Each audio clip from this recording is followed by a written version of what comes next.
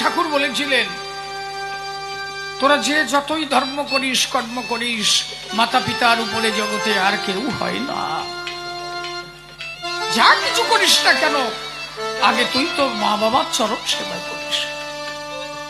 আমরা কবিয়াল যারা সমাজ সংস্কারক, তারা আমি প্রত্যেকটা ইয়ং জেনারেশনের কাছে, যারা ইয়ং জেনারেশন আছে, আমি প্রত্যেকের কাছে নিবেদন রাখবো,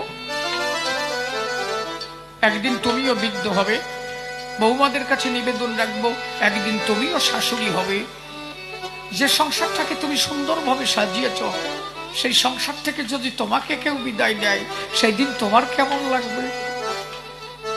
এই জন্য সময় থাকতে এক মাতা পিতাকে ত্যাগ করে এসেছো আর এক মা বাবার ধারে, তোমার থেকে যেন এই মা বাবা কোনোভাবে কষ্ট না পায়।